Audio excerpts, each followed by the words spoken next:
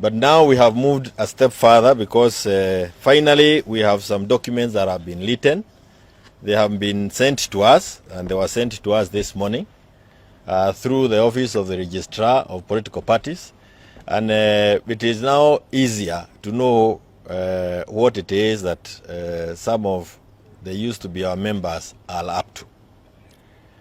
When we spoke last time, it was more from a speculation point of view, because with everything that we had learned from the social media.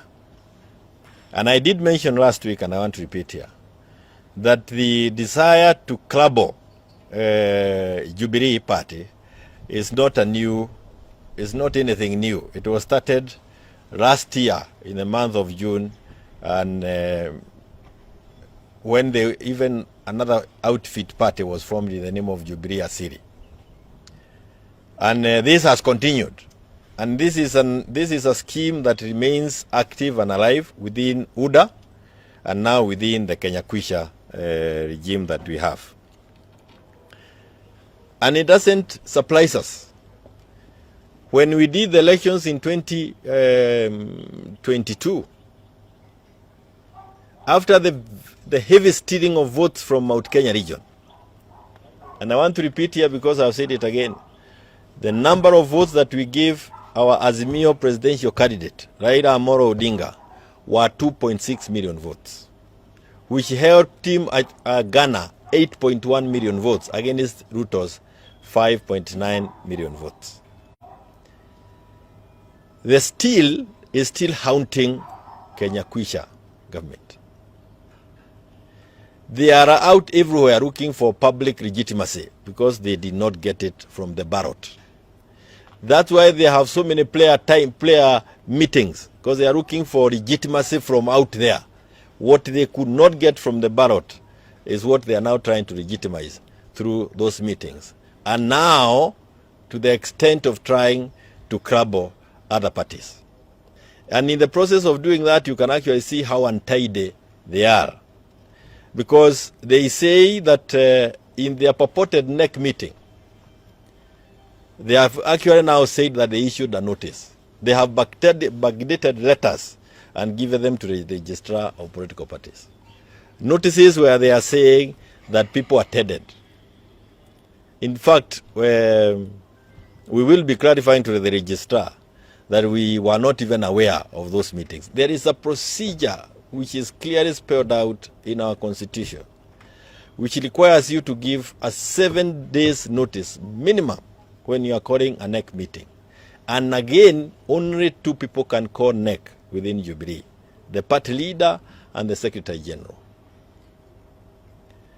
And we now see that even the attendees in the NEC meeting were not members of NEC. We have strangers hovering all over in the name of Akina Sabina and the rest. They are not members of NEC. I do not know what they had gone to sell in those meetings. Lazima kuwa kuna mboga fulani walikuwa wameenda kuuza kule kwa hizo mikutano. Lakini ni jambo la kuchangaza ya kwamba watu wanaweza chezea chobo kama ama organ kama ile na kuanza kucheza sarakasi.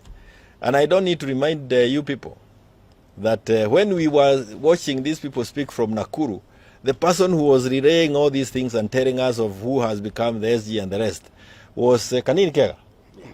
All of a sudden, when they realize that that's a goof, they now have changed papers. They are bringing Kutuni on board.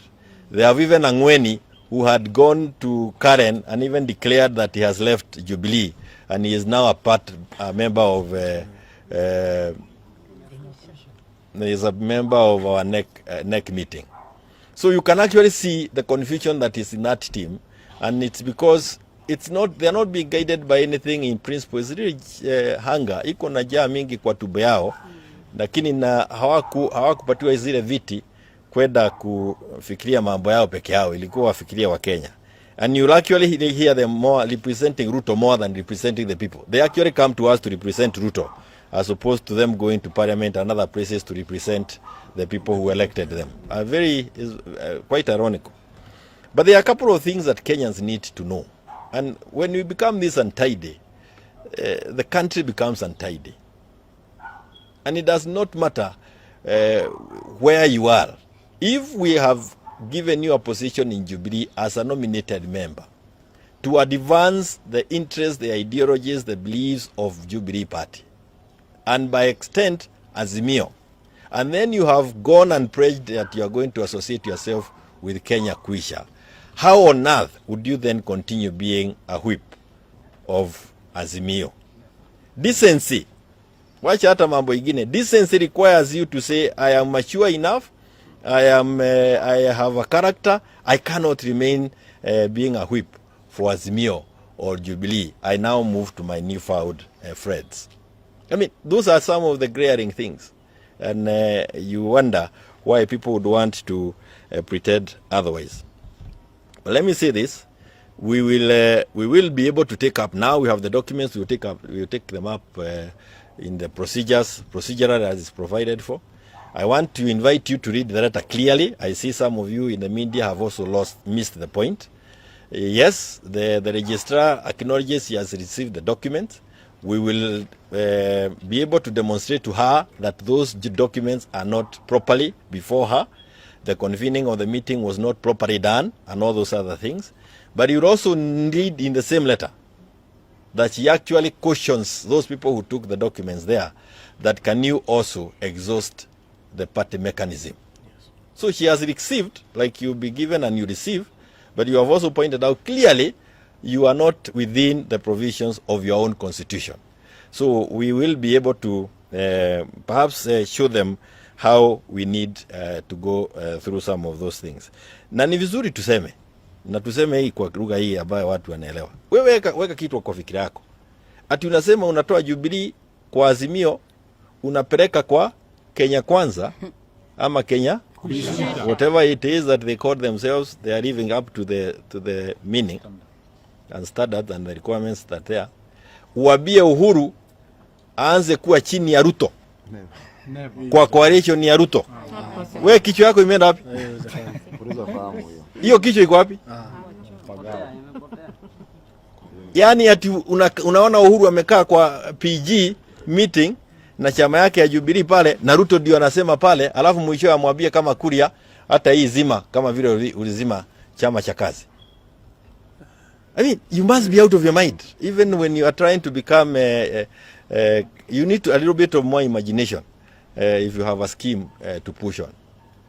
This party was founded, financed by Uhuru Muigai Kenyatta. And the fear that exists within hiyo serikali, hao watu ambao wanasema wako kwa serikali, ni hii. People in Mount Kenya are exiting the UDA umbrella in numbers on a daily basis. Their party of choice is Jubilee. That is what is killing Ruto. Because in a couple of weeks, couple of months, UDA will remain as an issue of history within Mount Kenya. One, he did not win. He stole our vote. Two, he lied to our people that he's going to provide them with a better living condition. Now, we are getting things running out of way every single day. A danger in the horizon. This country is quickly becoming a country where the rule of law need not be respected. And people in institutions are being seen to entertain unruly behavior, things that are outside the regular provisions of our law or what is provided for by our laws. If we allow this to continue, those of us who have been there before have seen it. This is how mugging increases in town, stealing. You see the level of banditry. It is at a level we have never seen in this country. That bandits are daring the police officers. Wakikula nyama ya ng'ombe ya wenyewe, pale wakikwambia kuja kama wewe ni mwanaume. Those are very scary times. And I wonder how Ruto and his team would want to concentrate on trying to kill Jubilee when there are such huge national issues of concern that he needs to be addressing. So I want to once again thank these members who are here. They just walked in. Hakuna mwenye tumeita, wamejileta wenyewe kuja kusema what is happening. And I can tell you this is what is happening across the whole of this country and especially within Mount Kenya. There is a limit. Rafiki zangu, there is a limit. If people think that the institutions they put in place or the laws that are in place are not protecting them, they start protecting themselves.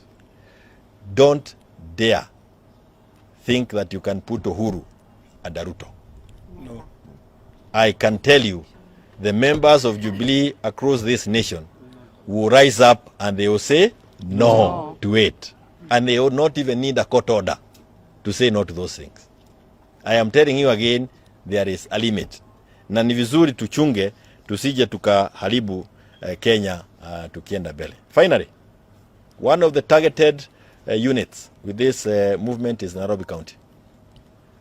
We have a president or a person who is in the office of the presidency and has no control of the capital city of the country. That's another pain to these people. So they will do everything possible to ensure that Nairobi County is under their control. One of the ways again is to collapse Jubilee, remove it from Azimio and take it to Kenya Kwanza, because our numbers then in the county government of Nairobi shifts to Kenya Kwanza, and Kenya Kwanza becomes the majority. With these people who seems to have moved, and hawaende, nimesema tena, hapana enda na kuacha harufu nyuma. Weda pamoja na harufu yote. Hii mambo ya kuachia watu wengine harufu ambayo haina maana haisaidii. I am told he is short of the super majority by 15 if he succeeds in doing what he is doing. This does not hurt the individuals standing here. It hurts this country. The guy will make himself the presidency, the life president that he has said he will make, and it is upon each Kenyan to say no to this. I want to thank this lady, Wajach, she is a member of NEC, and we have others, by the way. Kuna wengi wanaandikwa ati absent with apology. Huyu uongo huwezi elewa. And she is not alone. And she will have a time to tell a story and perhaps write a book. She is not employed, but she has resisted the kind of money that is being given. Huyu. And you can actually see she is perhaps in need than you may want to think. But her and others have said, hii mambo ya pesa wataki, so they are not going to be part of those shenanigans. And finally, we are here, and this is our, where we are operating from. And you see the difference between us and many others. We do not operate from restaurants or from hotels or whatever. We are operating from here. Hii serikali ambayo imeongeza sweets zile tunanunua kwa barabara. Sweets ile tunanunua kwa barabara, haki ya Mungu imeongezwa. Wewe unataka kutuambia tunaenda wapi? Why would they concentrate on making lives a little easier for Kenyans? But I think I can say here, without any doubt in my mind, they have no ability. They have no capacity. Lives of Kenyans will get worse. Azimio will continue with the rallies. Because it is only those rallies, it's only that wing of this whole political establishment that we are able to air the concerns of people. Parliament has been captured like all the other institutions. Media ensure you are also not captured. We thank you. Lakini nyinyi tunaona mko sawa. Wao mko hapo. Asante sana. Thank you.